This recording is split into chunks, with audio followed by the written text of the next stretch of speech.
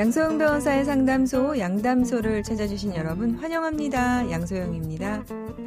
수년 전 이혼을 한 두 사람이 다시 법정에 서는 일이 생겼습니다. 전 남편이 나흘 동안 전 부인의 집에 4차례 침입한 뒤 옷장 위에 몰래 녹음기를 설치했다는 겁니다. 전 남편은 이혼한 아내의 남자 관계를 의심해서 이런 일을 저질렀다고 하네요. 통화 내역을 2차례 녹음한 혐의로 재판에 넘겨진 전 남편, 어떤 처벌을 받게 되었을까요? 법무법인 승인 양소영 변호사입니다. 이혼한 이후인데 남자 관계가 의심된다는 이유로 전 부인의 집에 몰래 녹음기를 설치해서 통화 내용을 엿들었다고 합니다. 이 50대 남성 어떻게 됐을까요? 법원은 통신비밀보호법 위반과 주거침입 혐의로 기소된 A씨에게 징역 6개월, 자격정지 1년에 집행유예 1년을 선고했습니다. 재판부는 타인 간의 사적 대화를 몰래 녹음하는 것은 헌법상 기본권인 통신의 자유와 사생활 비밀 자유를 침해하는 것이다 라고 판단을 했네요. 그리고 A씨의 죄책이 결코 가볍지 않다고 지적했습니다. A씨는 이혼한 뒤에도 자녀들과 교류를 위해서 피해자로부터 집 비밀번호를 통보받아 주거에 들어갔다. 녹음된 대화 내용과 기본권 침해 정도가 그래도 크지는 않다. A씨가 반성을 하고 있으나 그래도 피해자가 처벌을 원하는 점이 있어서 그런 것을 고려해서 형을 정했다. 이렇게 양형 이유를 설명했습니다. 네. 물론 이제 자녀들을 교류를 하기 위해서 비밀번호를 알려주기는 했지만 이 목적 범위 내에서만 사용하도록 한 것이겠죠. 전 배우자의 집에 무단으로 들어가는 것도 문제인데 거기에다가 녹음기를 설치해서 통화 내용을 엿들었고 이혼한 이후인데 남자 관계가 의심이 된다고 왜 이런 행동을 했는지 이해가 되지 않네요. 어떨 때 보면은 사랑이라는 것이 집착이 되고 집착이 결국에 그걸 넘어서면은 이런 문제를 일으키는데요. 우리가 어쨌든 배우자였을 때 최선을 다해서 사랑하는 거, 바른 방법으로 사랑하는 거, 서로 좀 공부하면서 노력해 봐야 될 일인 것 같고요. 그리고 또 헤어졌다면 본인의 감정을 쿨하게 추스리는 것도 굉장히 필요한 것 같습니다. 자녀들을 위해서 더더욱이 그러겠죠. 저희가 법원에서 이제 판사님이 하신 얘기 중에 그런 부분이 기억이 나요. 결혼 생활에서는 실패했지만 이혼에서는 실패하지 말아라. 이렇게 얘기하셨던 것이 기억이 나는데요. 이분께 좀 해드리고 싶은 말이네요. 양담소에서 함께 나눠볼 법률 궁금증이 있으시다면 YTN 라디오 양소영 변호사의 상담소 홈페이지에 남겨주시면 됩니다. 자동차 보험 가입 시에 포함되는 자기 부담금. 사고 나면 당사자가 일정 금액을 부담하는 건데요. 자기 부담금은 사고가 나면 꼭 내야 하는 걸까요? 오늘은 김윤미 변호사님과 함께 알아보겠습니다. 변호사님 안녕하세요. 안녕하세요. 네, 오늘 처음이신데 소개 좀 부탁드릴게요. 예, 안녕하세요. 로펌 나비에 근무 중인 김윤미 변호사입니다. 양담소 식구분들 만나뵙게 돼서 반갑습니다. 네, 로펌 나비 이름이 너무 예뻐요. 네, 네. 대표 변호사시네요. 예, 맞습니다. 네. 오늘 자동차 보험 자기부담금 환급에 대해서 알아보려고 하는데요. 변호사님 도움 말씀 좀 부탁드릴게요.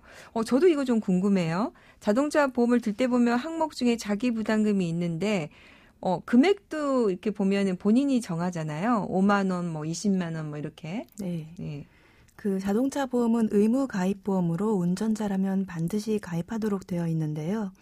한 해에 부담하는 보험료가 적지 않기 때문에 저도 갱신 시에는 비교 사이트를 통해서 네. 가격 비교를 하고 갱신을 하곤 합니다.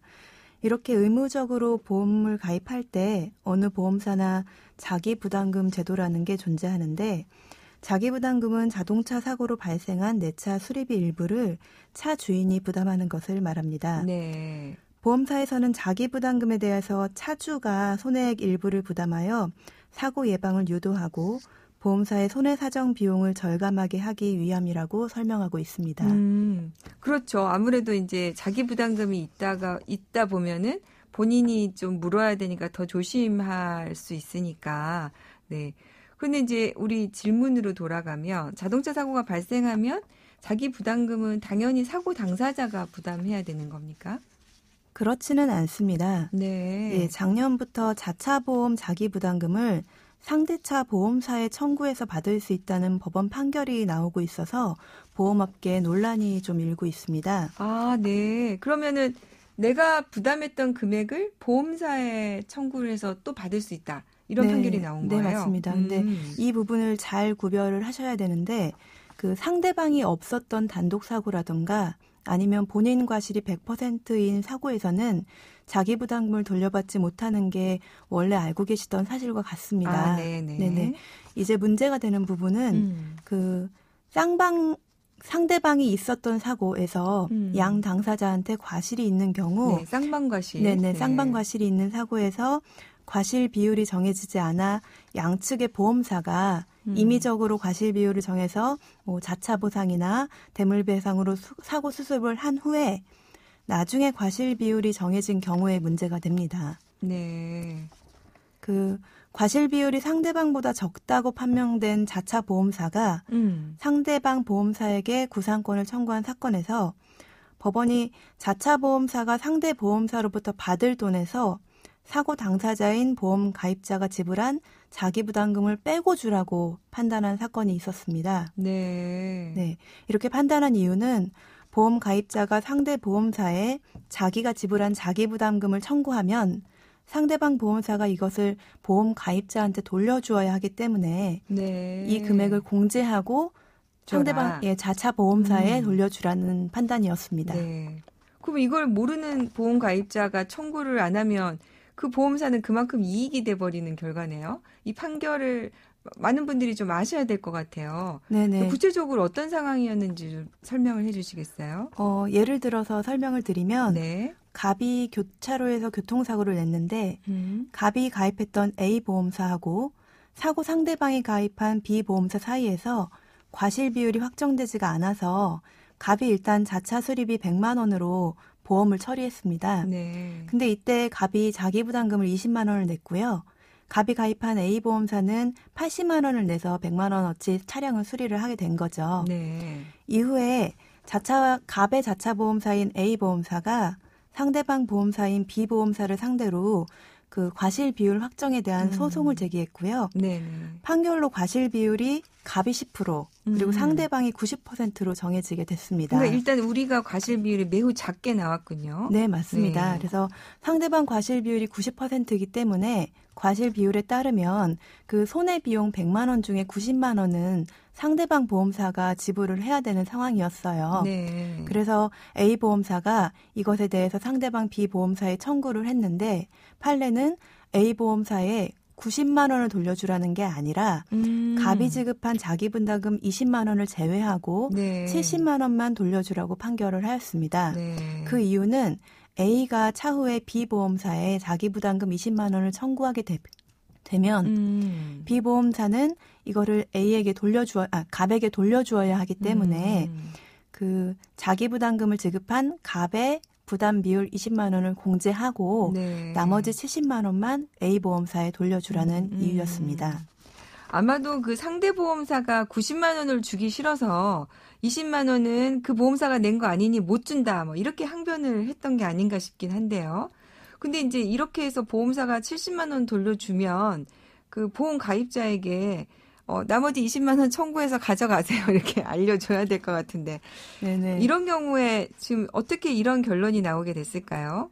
예, 아까 말씀하신 것처럼 상대방 보험사가 항변을 하기는 했어요. 네. 이러한 이유가 뭐냐 하면은 그 원칙적으로 지금 A 보험사가 청구를 하게 된 이유는 상법에서 제682조 1항에서 손해가 제3자의 행위로 인해 발생한 경우에 보험금을 지급한 보험자는 그 지급한 금액의 한도에서 그 제3자에 대한 보험 계약자 또는 피보험자의 권리를 취득한다고 정하고 있습니다.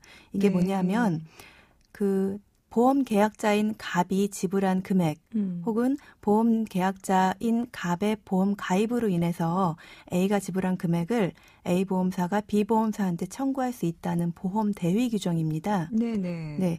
그래서 이에 따라 사고가 발생해서 손해가 생기면 사고 상대방 제3자의 책임이 인정되면 자차 보험사가 보험 가입자를 대신해서 상대방 보험사의 손해배상을 청구할 권리가 생기는 건데요. 네, 그래서 이제 소송을 건 거겠죠. 네. 네. 근데 아까 말씀하신 것처럼 상법 제682조 제1항 단서에서 만약에 이게 전액 지급한 게 아니라 일부를 자기가 부담한 경우 전부 배상한 게 아닌 경우에는 그 손해를 보험 가입자가 그 손해에 대한 배상을 받도록 되어 있는 부분이 있습니다. 네. 그래서 아까 말씀하신 것처럼 그 상대방 보험사가 그런 부분에 대해서 항변을 한 거고요. 네. 그래서 보통의 경우 자차 보험사가 그 발생한 사고에 대한 금액을 전액을 배상하지 않지 않습니까? 네. 보통 자기 부담금이라는 것을 보험 가입자한테 부담시키게 되는데요. 이 경우 이게 손해를 전부 보전하는 것이 아니기 때문에 A 보험사는 갑이 지불한 자기 부담금에 해당하는 금액을 받을 수 없게 되는 겁니다. 네.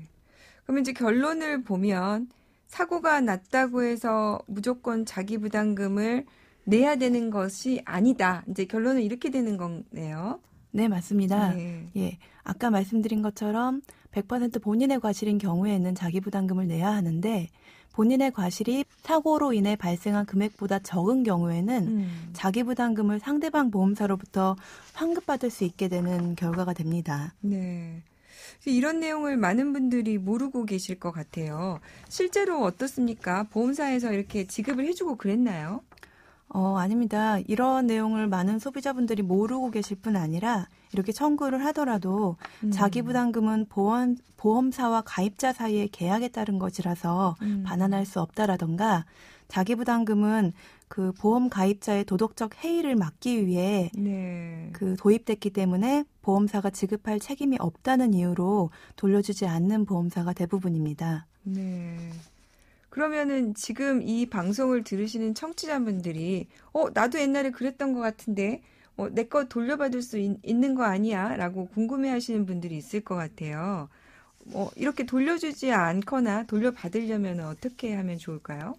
상대차 보험사가 돌려주지 않을 경우에는 소송을 통해 받는 것이 가능합니다. 네. 그러나 그 자기 부담금이 소액이기 때문에 소송을 하는 경우가 거의 없죠. 이러한 소비자 권리 구제를 위해서 지난해 금융소비자단체가 손해보험사를 상대로 소송을 제기해서 지금 재판이 진행 중입니다. 아, 그래요? 네네. 네. 그래서 기존의 대법원 전원합의체 판결에 따르면 법원은 금융소비자단체의 손을 들어줄 거로 판단이 되는데요. 네. 예.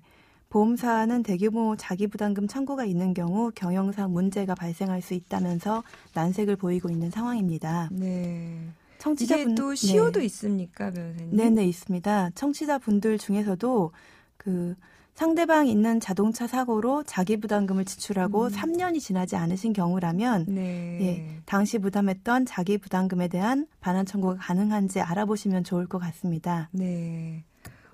좋은 정보 오늘 변호사님 감사드리고요. 다음에도 또 재밌는 또 유익한 정보로 또 부탁드릴게요. 네, 감사합니다. 양소영 변호사의 상담소 양담소는 내일 또 문을 엽니다. 끝곡 김광석의 두 바퀴로 가는 자동차 들려드릴게요. 양소영이었습니다.